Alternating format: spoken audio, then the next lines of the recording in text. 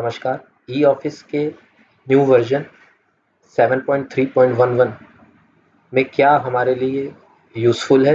Basically files, ई files और receipts, ई receipts के बारे में हम बेसिक इस वीडियो में कवर करते हैं। जब हम ई ऑफिस में न्यू वर्जन में लॉगिन कर लेते हैं तो इस तरह का हमारे पास एक डैशबोर्ड दिखाई देता है। यहाँ पर हमको बिना ई फाइल पे गए, जो हमारे लेफ्ट पैनल पे ऑप्शन रहता है ई फाइल का, उस पर बिना गए भी हमें ये पता चल जाता है कि हमारे पास कितनी फाइल्स है। जैसे अभी वर्तमान में यहाँ 4 दिख रहा है और रिसिप्ट्स में 0। आप यहीं से अगर रिसिप्ट टैब पे क्लिक करेंगे तो यहाँ पर जो अभी ब्लैंक है, यहाँ पर आपको रिसिप्ट्स भी दिखाई दे देंगी। इसके अलावा अगर अभी हम ई फाइल पे क्लिक करते हैं,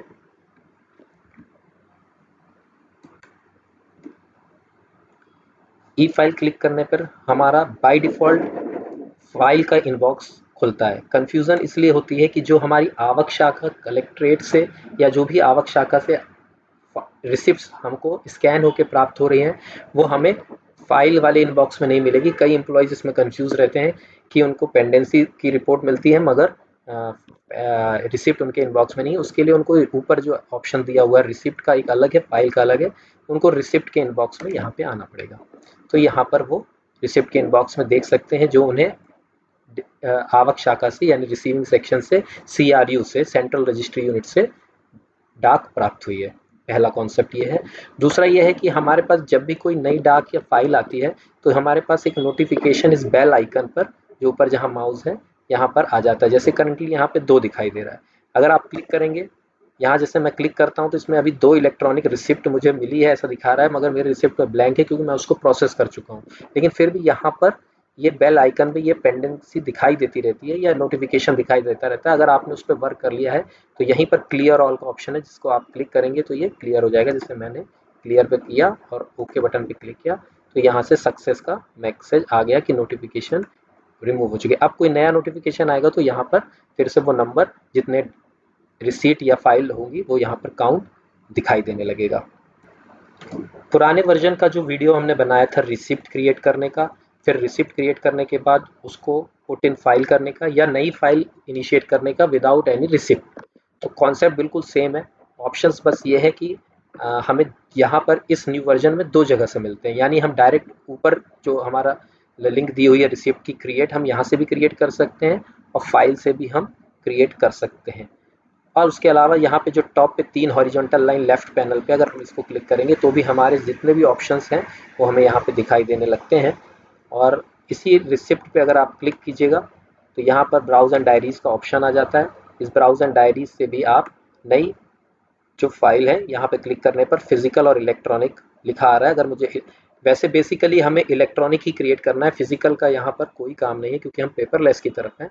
तो फिजिकल का हम यूज़ नहीं करेंगे, हम सिर्फ इलेक्ट्रॉनिक का यूज़ करेंगे। अगर इलेक्ट्रॉनिक पे हम क्लिक करेंगे तो ये पुरानी स्क्रीन जो थी हमारी वही आ गई। क्या अंतर है पहले से? यहाँ पर देखिए अपलोड का बटन है जो लास्ट टाइम भी था, लास्ट वर्जन में भी था। लेकिन अगर हमें अपलोड करने के बाद यहाँ पे जो हमारी डाक हमको दिख रही है, लेटर दिख रहा है या जो कंटेंट दिख रहा है, अगर हमें उसे लगता है कि ये हमारे लिए गलती से अपलोड हो गया है तो हम रिमूव बटन पर क्लिक करेंगे तो वो रिमूव हो जाएगा और हम नया लेटर फिर से यहाँ से अपलोड कर सकते हैं। राइट साइड में हमें कुछ भी नया नहीं करना है, वो सेम है। जो स्टार मार्क वाले हैं वो फील्ड मैंडेटरी है, जो अदर फील्ड्स हैं वो मैंडेटरी नहीं है।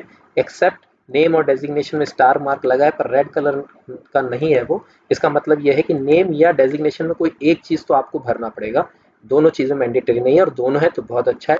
जो राइट में इंफॉर्मेशन होती है इसको मेटा डेटा कहते हैं। आप जितनी इंफॉर्मेशन इसमें ज़्यादा से ज़्यादा भरेंगे तो उतना ही फ्यूचर में आपको उस रिसीट को, डाक को सर्च करने में आसानी होगी। जब हम यहाँ पे कंटेंट क्रिएट कर लेते हैं उसके बाद हम जनरेट करके रिसिप्ट रख सकते हैं। जनरेट करने का मतलब है हमारी रिसिप्ट को एक number automatically computer number, generated number मिल जाएगा जो कि यूनिक होगा। आपको लगता है कि मुझे अभी वर्तमान में इस पे काम नहीं करना है, अभी मैं रिसिप्ट बना के रख लेता हूँ, फ्यूचर में उस पे काम करना है, तो आप उसको जनरेट कर लीजिए। लेकिन आप तत्काल उस पे काम करना चाहते हैं तो जनरेट एंड सेंड कर लीजिए। जनरेट करके उसको संबंधित को भेज सकते हैं, जैसे रिसिप्ट सेक्शन करती है, सेंट्रल रजिस्ट्री यूनिट करती है, वो जनरेट और सेंड करती है। अगर आपके पास कोई डाक मैनुअली आ गई है तो आप उसको स्कैन करके उसकी मेटा डेटा को कैप्चर करके उसको जनरेट करके रिसिप्ट नंबर और सेंड कर सकते हैं अपने OIC को या जहां भी आपको उसको भेजना है। इसी तरह फाइल के इस केस में भी हमारे पास यहीं पे फाइल मैंने क्लिक किया लेफ्ट पैनल पे तो क्रिएट न्यू का ऑप्शन आता है, इसमें भी कोई डिफरेंस नहीं है। बस मैं एक नई चीज़ ये बताना चाहूँगा, पहले तो ये इम्पॉर्टेंट है कि इलेक्ट्रॉनिक और फिजिकल, फिजिकल कुछ लोग गलती से सिलेक्ट कर देते हैं जो कि गलत है। हम इलेक्ट्रॉनिक पे ही काम कर रहे हैं, हम ई ऑफिस पे काम कर रहे हैं, तो हमें इलेक्ट्रॉनिक वाले ऑप्शंस को ही लेना है। कुछ लोग क्या कंफ्यूज होते हैं कि जो फाइल उनके पास आई है वो ये सोचते हैं कि हम उसको स्कैन करके चूंकि अपने सिस्टम में ले रहे हैं, कोई नई फाइल से इनिशिएट नहीं कर रहे हैं, तो उसको वो फिजिकल ले लेते हैं, जो कि गलत है। हम पुरानी को भी तो एग्जैक्टली डायराइजेशन करके या उसको माइग्रेशन करके हम उसको इलेक्ट्रॉनिक रूप में ही ले रहे हैं, तो हमको इलेक्ट्रॉनिक ही लेना। इस संबंध में सामान्य प्रशासन विभाग के भी डायरेक्शंस है कि हमको फिजिकल फाइल क्रिएट नहीं करनी है। अब सेकंड ऑप्शन जो है नॉन एसएफएस और एसएफएस।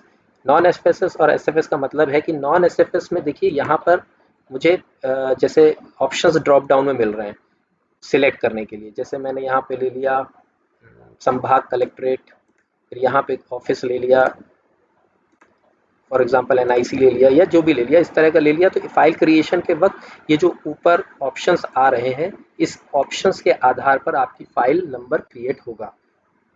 लेकिन मान लीजिए कि आपके पास या आपको ये लगता है या इसमें मेरे जो आवश्यक ऑप्शंस है वो नहीं है, या मेरी फाइल नेमिंग में ये सूट नहीं कर रहा है, या आप अपने हिसाब से कोई नाम देना चाहते हैं, तो आप यहाँ पे नॉन एसएफएस की जगह ऊपर एसएफएस ले लीजिए। एसएफएस लेंगे तो यहाँ पर फाइल नंबर में देखिए ड्रॉप डाउन बॉक्स चला गया है। आप अपने हिसाब से यहाँ पर फाइल नंबर दे सकते हैं जो अभी वर्तमान में आप हार्ड कॉपी में देते होंगे।